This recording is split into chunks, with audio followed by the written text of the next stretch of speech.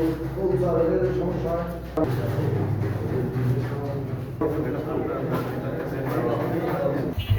11:30-11:30টার দিকে আমাদের এখানে যিনি নির্বাচনী কার্যালয়ের যিনি দায়িত্বে হায়দার কাকা এবং আমাদের আরও যে স্থানীয় স্বেচ্ছাসেবকরা, ওনারা আপনার ওই যে ভোটার স্লিপ দেয়, আপনারা জানেন যে ভোটারদেরকে তার ভোটার নম্বরটা আইডেন্টিফাই করলে ভোটের দিন ভোট দিতে সহজ হয় এবং সময় কম লাগে।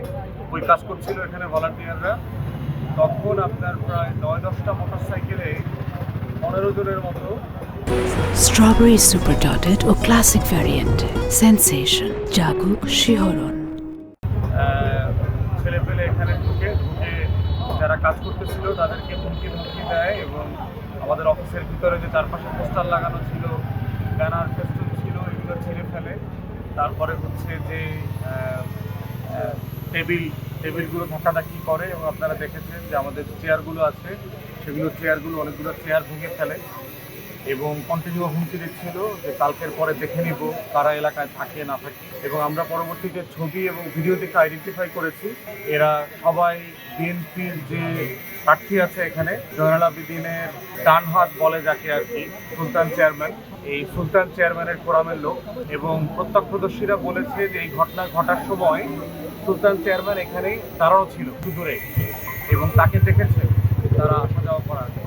তো আজকে আপনারা জানেন যে এমনিতেই মোটরসাইকেল চালানো নিষেধ, অনুমতি ছাড়া অথবা সাংবাদিকতার পাস ছাড়া কেউ মোটরসাইকেল চালাইতে অ্যালাউড না। সেই রকম একটা সময়ে এরকম 9-10টা মোটরসাইকেল নিয়ে বাজারে টহল দেওয়া, মহড়া দেওয়া, এবং সেইটা সুলতান চেয়ারম্যান যিনি বিএনপির এই উপজেলার আহ্বায়কের দায়িত্বে আছে তার নেতৃত্বে এগুলো ঘটা, যেটা খুবই দুঃখজনক এবং অনাকাঙ্ক্ষিত। প্রশাসনকে আমরা গত কয়েকদিন এবং সপ্তাহ থেকে বলছি এই ঘটনাগুলো ঘটার আশঙ্কা আমরা করছি। তৃণমূলে এগুলো শুধু মাধব পাশায় না, আজকে আমার এই অফিসেরা অন্য সব জায়গাতে এই ঘটনাগুলো ঘটছে। আপনাদের সাথে গণমাধ্যমে আমি গতকালকেই মাত্র অশ্বিনী কুমার টাউন হল বরিশালে প্রেস ব্রিফিংয়ে কিন্তু এই আশঙ্কাগুলোর কথা বলেছি। এবং আজকে সকালে নাজিরপুরে একই ঘটনা ঘটেছে, বাটামারাতে ঘটেছে, গতকালকে সন্ধ্যার সময় চরকালেখান গাছুয়াতে আমাদের নেতাকর্মীদের বাড়িতে গিয়ে একজনের ওয়াইফ স্ত্রীর গলায় রামদা ধরেছে বিএনপির লোকজন। এবং ওখানে মুরাদির যে বিএনপির সেক্রেটারি আছে কাজী কামাল নামে এক পরিচিত গুন্ডা সন্ত্রাসী, তার নেতৃত্বে ছেলেপেলেগুলো এগুলো করেছে। তো এই কর্মকাণ্ডগুলো যে ঘটবে এগুলো আমরা এর আগে প্রেডিক্ট করেছি, এগুলো ঘটছে, প্রশাসনকে আমরা জানাচ্ছি। ডিসি, এসপি, রেঞ্জের ডিআইজি থেকে শুরু করে তৈরি করবেন এই আহ্বান জানাচ্ছি আমি। ধন্যবাদ সবাইকে।